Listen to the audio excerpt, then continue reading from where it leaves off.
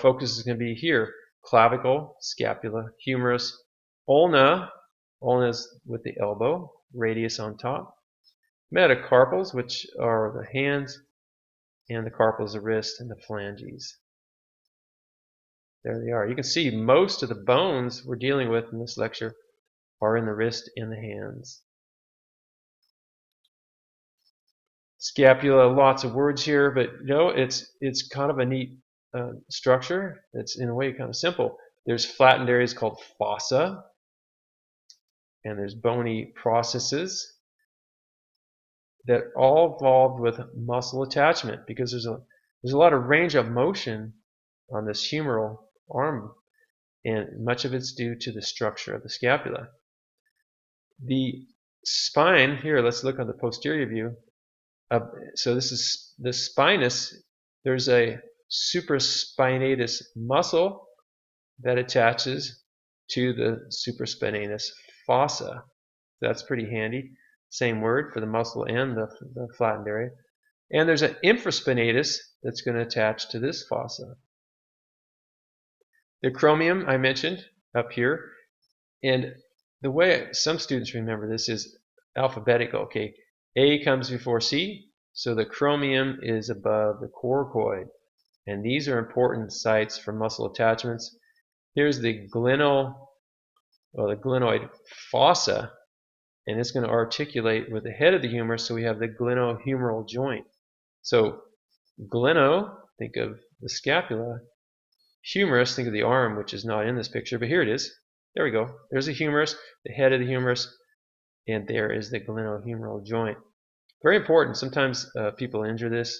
Labrum, it tears, and people are in a lot of pain. Or sometimes it's this subscapularis or infraspinatus. There's a lot of ligaments and muscles that can cause that shoulder pain. I've been talking about the humerus, and here it is. If you look at the upper right, you can kind of see the scapula, and there's the glenoid fossa, and then now we're the humerus.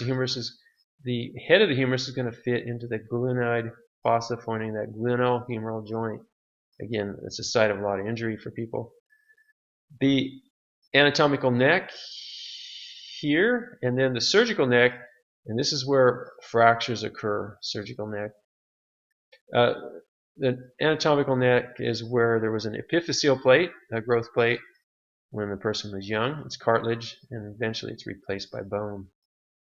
When you see the word tubercle, think of a roughened area that is there for a reason. It's for a muscle attachment, or really a tendon. The tendon of the supraspinatus, which you remember I just talked about supraspinatus coming off of the scapula above the spine. Well, there's where it attaches right there. It's going to grab hold. Now the deltoid muscle, the shoulder, a huge muscle, this is too close. The deltoid is going to come all the way around and grab hold at the deltoid tuberosity. Right here, this little roughened area on the shaft. The body, I mentioned the deltoid tuberosity, yes. Okay. Let's look at the capitulum. Yeah, we just covered this, anatomical neck, surgical neck. Yeah. Let's look at the distal end. The distal means the farthest end of it. The capitulum, it's going to articulate with the head of the radius. And we haven't talked about the radius, but I added a picture here. This is one of the bones of the forearm.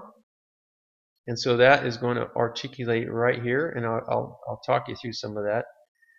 And then medial to the capitulum is the trochlea, and this is where the ulna is going to fit. Okay, so radius here, ulna here, and there is a fossa, Olecranon fossa, that allows the arm to be straightened, and then there's a fossa, the radial fossa, allows us to bend our arm. And let me see if I can show you that in the next picture. Humerus here, we've just covered, Olecranon. There's the fossa. Yeah, you can kind of imagine when the arm is bent, that fossa is going to receive some of that Olecranon head. It's got to go somewhere, right? And it can't just bang into bone. Lower left, you can see the picture a little differently. There's the humerus, lateral epicondyle, I haven't talked much about. There's the capitulum, articulating with the head of the radius. Now, how do you remember which one's the radius and which one's the ulna?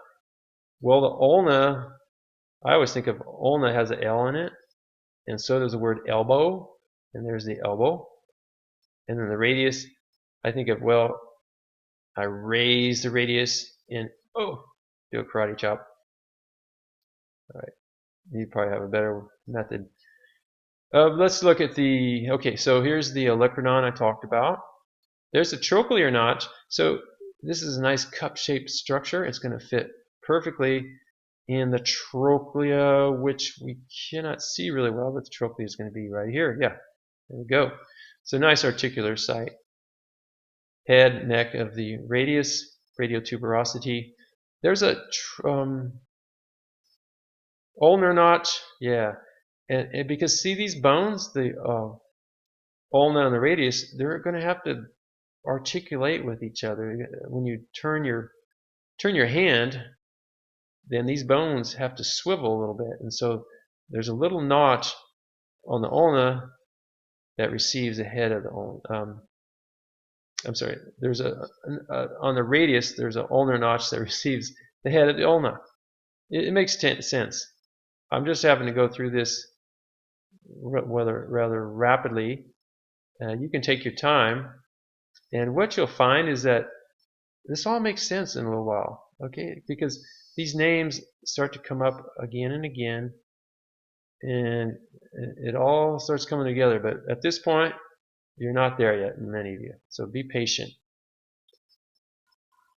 The radius, I mentioned the radius on the thumb side here, and it articulates with the capitulum, which, so this is all repeat. Okay, here's the radius, capitulum here. There's the olecranon, trochlear notch. Radial tuberosity is a rough area where the tendons of the bicep attach. And we can't see it well in this picture. The ulnar notch, I mentioned that, receives the ulna, and the styloid process articulates the bones of the wrist. So here's the styloid process right here.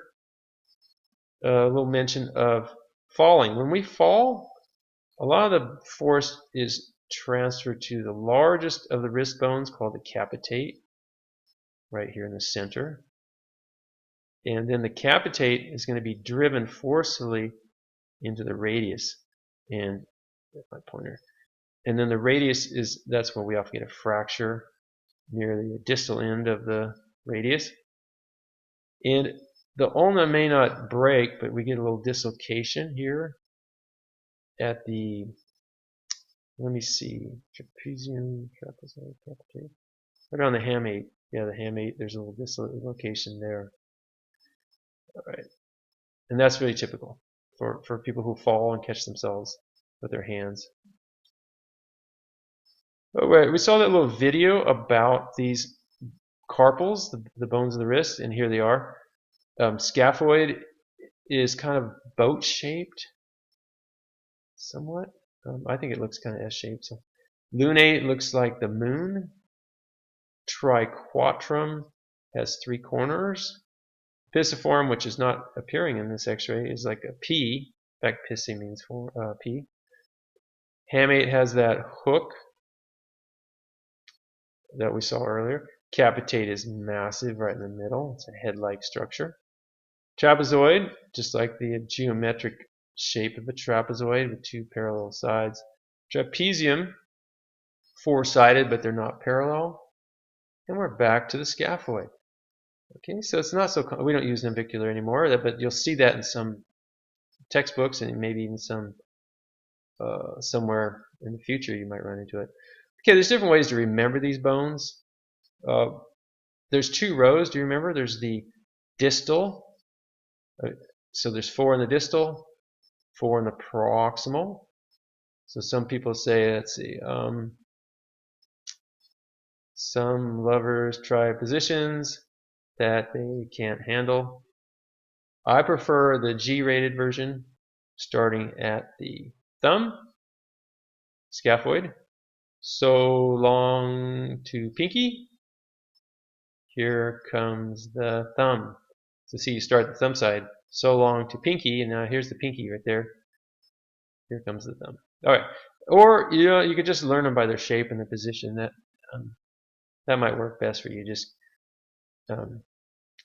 it helps to have the bones in your hand, and so let's move on.